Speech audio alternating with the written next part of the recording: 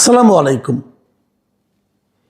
প্রিয় দর্শক, আজকে একটা ছোট ঘটনা নিয়ে কথা বলছি এবং সেটা ঢাকা থেকে অনেক দূরের ঘটনা। সেই সীমান্তবর্তী এলাকা পঞ্চগড়ের সদর উপজেলার একটা ইউনিয়ন, চাকলাহাট ইউনিয়ন। সেই ইউনিয়নের ঘটনা, মানে থানা পর্যায়ে না, ইউনিয়ন পর্যায়ের। কিন্তু এই ঘটনাটা সোশ্যাল মিডিয়ায় এর একটা ভিডিও ছড়িয়ে পড়েছে, প্রায় 1.5 মিনিট, 1 মিনিট 35 সেকেন্ডের একটা ভিডিও। সেই ভিডিওতে যে ঘটনাটা ঘটেছে সেটা সংক্ষেপে আপনাদেরকে আমি বলি।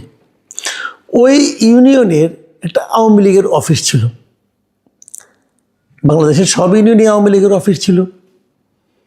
এখন সেই অফিসটাকে জামাতের কয়েকজন লোক এই গত 1.5 বছর অথবা বিগত সময়ে তালা মেরে দিয়েছিল। সেই তালাটা শুক্রবার দিন, মানে নির্বাচনের পরের দিন, ওখানে কিন্তু নির্বাচনে বিএনপির প্রার্থী জিতেছেন। ওখানে এনসিপি সার্জিস আলম প্রার্থী ছিলেন, সার্জিস আলম হেরে গেছেন, বিএনপি প্রার্থী জিতেছেন। তো বিএনপির উপজেলা বিএনপির যিনি সভাপতি, তার নাম হলো আবু দাউদ প্রধান, তার উপস্থিতিতে ওই ইউনিয়নের যে আওয়ামী লীগের অফিস আছে সেই অফিসে লাগানো তালাটা খুলে ফেলা হয়েছে। উনি সেখানে উপস্থিত ছিলেন, ওনার বক্তব্য অনুযায়ী সেটা খোলা হয়েছে। এটা নিয়ে মোটামুটি একটা এই ভিডিওটা ছড়িয়ে পড়েছে সোশ্যাল মিডিয়ায়। বেশ একটা হইচই এটা নিয়ে হচ্ছে যে কেন খোলা হলো, খোলা ঠিক হলো কি না, এই সমস্ত কথাবার্তা হচ্ছে। এখানে আবু দাউদ সাহেব উনি প্রথম আলো পত্রিকাকে এই ব্যাপারে, প্রথম আলো পত্রিকা তাকে জিজ্ঞাসা করেছিল, আপনি এটা খুলে দিয়ে, আপনার উপস্থিতিতে খোলা হয়েছে কিনা, আপনি খুলতে বলেছেন কিনা, এটা নিয়ে ওনাকে প্রশ্ন করা হয়েছে। আবু দাউদ সাহেবের বক্তব্যটা আপনাদেরকে আমি একটু শোনাই, আপনারা শুনেন। তিনি বলেছেন যে আজ সকালে চাকলা বাজারে যাওয়ার পর কয়েকজন আমাকে এসে বললেন আওয়ামী লীগ অফিসে যে তালা লাগায় রাখছে এটা নিয়ে সেখানে উত্তেজনা বিরাজ করছে। তখন আমি বললাম, উত্তেজনা তৈরি করা যাবে না, যে যে অবস্থানে আছেন শান্তিপূর্ণভাবে থাকেন। আমরা এক এলাকার মানুষ, সবাই সহ অবস্থানে থাকব, কেন তালা দেবে? পরে তালা খুলে দিতে বলি। জামায়াতের লোকজন তালা লাগিয়ে দিয়েছিল, তারাই আবার তালা খুলে দিয়েছে। এটা মূলত এলাকার শান্তি শৃঙ্খলা বজায় রাখার জন্য, এখানে কোনো দলীয় সিদ্ধান্ত নেই। এটা নিয়ে এখন অনেকে ষড়যন্ত্র করে ভিডিও ছড়িয়ে দিচ্ছে। এইগুলো ওনার বক্তব্য। এবং উনি যখন তালাটা খোলা হয় তখন তার পাশে দেখা যায়, ভিডিওটাতে দেখা যাচ্ছে যেখানে একজন আওয়ামী লীগের একজন নেতা, যে ওই ইউনিয়ন আওয়ামী লীগের যুগ্ম সাধারণ সম্পাদক মিস্টার কামরুজ্জামান, উনি ওখানে দাঁড়িয়ে আবার কিছু বক্তৃতাও দেন। বক্তব্যটা এরকম যে উনি যে কথাগুলি বলেছেন সেই কথাগুলিও আমি মনে হয় একটু আপনাদেরকে, সবগুলি না, আমি একটা জায়গায় কেবল পড়ে শোনাতে চাই। তিনি লিখেছেন, মানে তিনি যেটা বলেছেন ওখানে, এই কামরুজ্জামান, ওনার ডাক নাম বুলেট, তিনি বলেছেন যারা এই দেশটাকে পাকিস্তান বানাতে চেয়েছিল, যারা বাংলাদেশের স্বাধীনতার পক্ষের প্রতিটি দলকে নিশ্চিহ্ন করার চিন্তা ভাবনা করে বাড়িতে অফিসে হামলা করে বন্ধ করে রেখেছিল, সেই অফিস আজকে প্রথমে তিনি চাকলাহাট ইউনিয়ন আওয়ামী লীগ অফিস অবমুক্ত করলেন। আমরা চাকলাহাট ইউনিয়ন আওয়ামী লীগ সহ সব অঙ্গ সহযোগী সংগঠনের পক্ষ থেকে তিনার কাছে আমরা কৃতজ্ঞতা প্রকাশ করছি। এই তিনার কাছে মানে ওই দাউদ সাহেবের কাছে। বিএনপিরও কিছু লোক আছে যারা এটা পছন্দ করেননি। এই পঞ্চগড়ের সাবেক ছাত্রদল নেতা একজন আছেন, জাসাস নেতা ইউনুস শেখ, তিনি আবার এটা নিয়ে একটা কমেন্ট করেছেন ফেসবুকে। এবং উনি লিখেছেন যে পঞ্চগড় সদর থানার সভাপতিকে কে দায়িত্ব দিয়েছে আওয়ামী লীগকে পুনর্বাসন করার জন্য আমার বোধগম্য হলো না। তার মানে উনি এই খোলাটাকে পছন্দ করছেন না। এই ব্যাপারে আমি একটু কথা বলতে চাই আপনাদের সঙ্গে।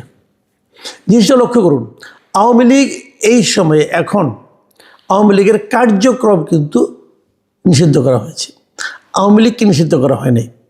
আওয়ামী লীগকে স্থগিত করে রাখা হয়েছে। আওয়ামী লীগের কার্যক্রম নিষিদ্ধ, আওয়ামী লীগ কোনো ধরনের কার্যক্রম করতে পারবে না। আমি যদি সেভাবে দেখি তাহলে আওয়ামী লীগের যদি অফিস খুলে দেওয়া হয় তো সেই অফিসে কি আওয়ামী লীগের লোকজন বসে কোনো কাজ করবে?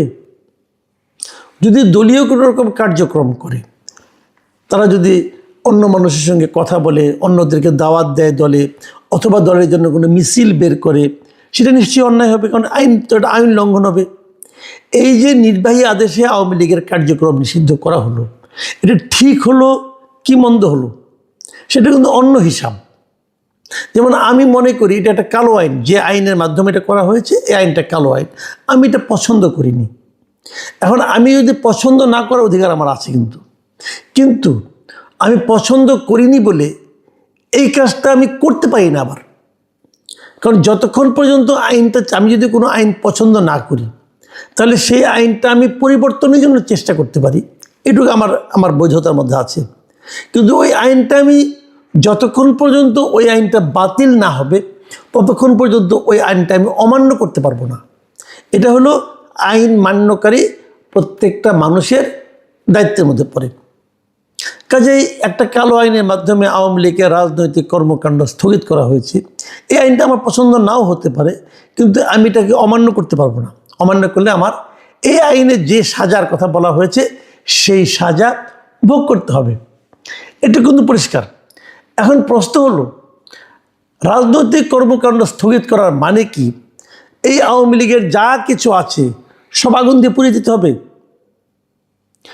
এই অফিস যেটা আছে, যদি দুদিন পরে আদালতের নির্দেশে হোক অথবা আরেকটা নির্বাহী আদেশে হোক যদি আওয়ামী লীগের কার্যক্রম আবার চালু করে দেওয়া হয়, তখন আওয়ামী লীগ কী করবে? তখন আওয়ামী লীগ আবার নতুন অফিস বানাবে, না এই অফিসে বসবে? এই অফিসের মালিকানা তো আওয়ামী লীগের অথবা কোনো ব্যক্তির অথবা আওয়ামী লীগের কোনো কর্মকর্তার। এটা তো নিষিদ্ধ করা হয়নি। নিষিদ্ধ করা হলে আপনি শেষ করে দিতে পারতেন, নিষিদ্ধ তো করা হয়নি। তার মানে এই অফিসটা এভাবেই থাকবে। এখন যদি অফিসে তালা মারা হয়, যদি তালাটা আওয়ামী লীগের নিজের লোকেরা মারে তাহলে কোনো আপত্তি নেই, তার প্রপার্টি, সে মারতে পারে।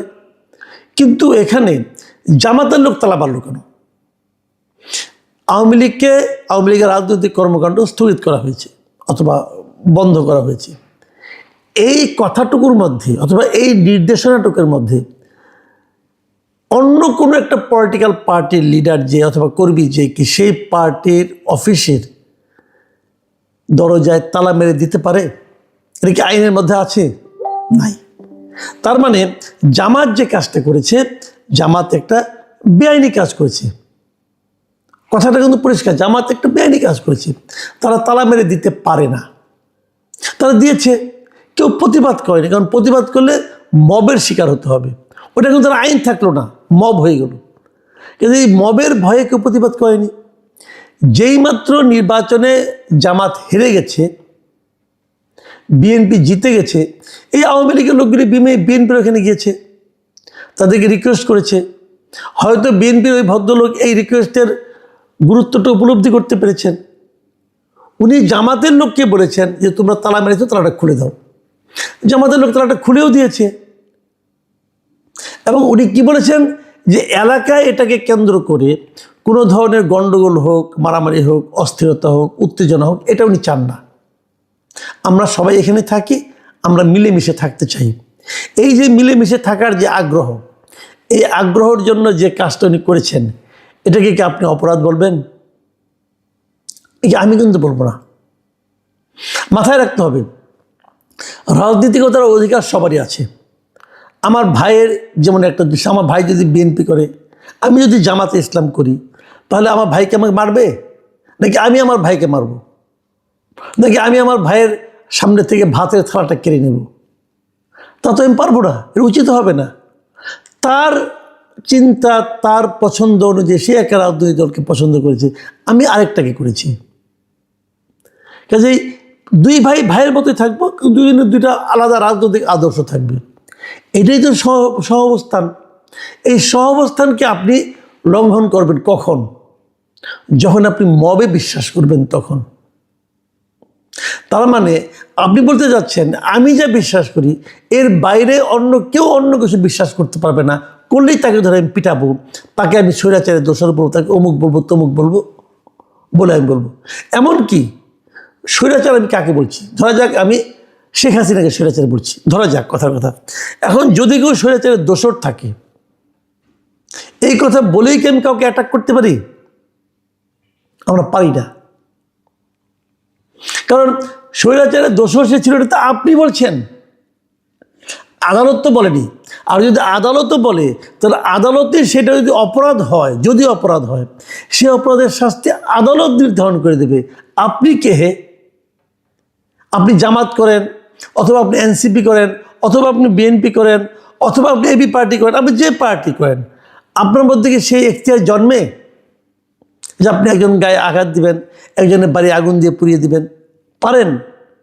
যে কাজগুলি স্বৈরাচারী ওই সরকার করত, অথবা ওই সরকারের কোনো প্রতিনিধি করত, অথবা ওই সরকারের কোনো দল করত, সেই কাজ যদি আপনিও করেন, তাহলে আপনার সঙ্গে ওই সরকারের অথবা ওই লোকের কি পার্থক্য থাকলো?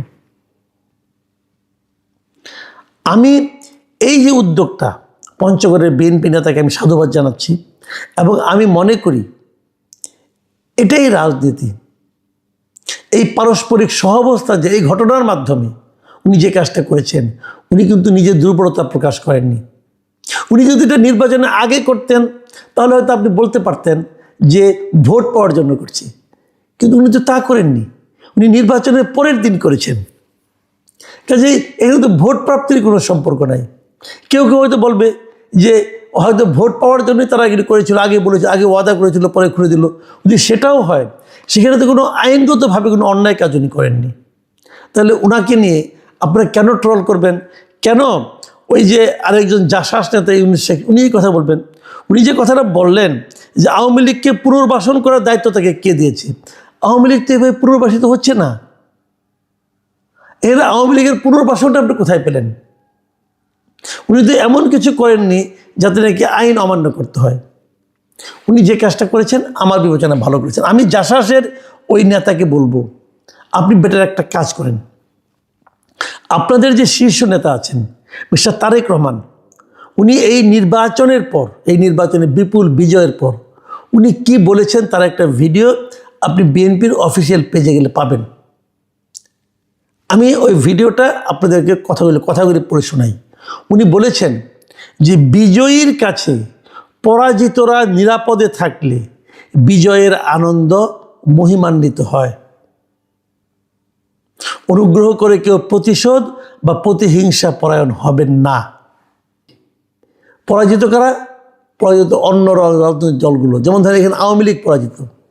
এখন আওয়ামী লীগ যদি বিএনপির কাছে নিরাপদে থাকে, কেবল তাহলেই কিন্তু বিজয়ের আনন্দটা মহিমান্বিত হয়। রাজনীতি আপনি করেন জাসাস, আপনি রাজনীতি জামাতের কাছ থেকে শিখেন না, আপনার নেতার কাছ থেকে শিখেন। এই দেশটাকে সামনের দিকে অগ্রসর করতে হলে না, জাতিকে ঐক্যবদ্ধ করতে হবে। জাতিকে খণ্ড খণ্ড ভাগে ভাগ করা যাবে না। প্রতিহিংসা আরেকটা প্রতিহিংসারই জন্ম দেয়। যে ভুলটা আওয়ামী লীগ করেছিল, যে ভুলটা করার কারণে আওয়ামী লীগের রাজনীতি আজকে এই দুরবস্থার মধ্যে পড়েছে, আওয়ামী লীগের সেই বিশাল বিশাল নেতারা লেজ গুটিয়ে দেশ ছেড়ে পালিয়েছে, সেই ভুলের দিকে আপনারা ধাবিত হবেন না। আমি জনাব তারেক রহমান এবং পঞ্চগড় উপজেলা বিএনপির সভাপতি আবু দাউদ প্রধানকে ধন্যবাদ জানাচ্ছি, এবং আমি আপনাদের মধ্যে জাতিকে ঐক্যবদ্ধ করার যে আকাঙ্ক্ষা দেখেছি, সে আকাঙ্ক্ষা নিয়ে আশান্বিত হতে চাচ্ছি। প্রিয় দর্শক, এখন এই পর্যন্তই। আল্লাহ হাফেজ।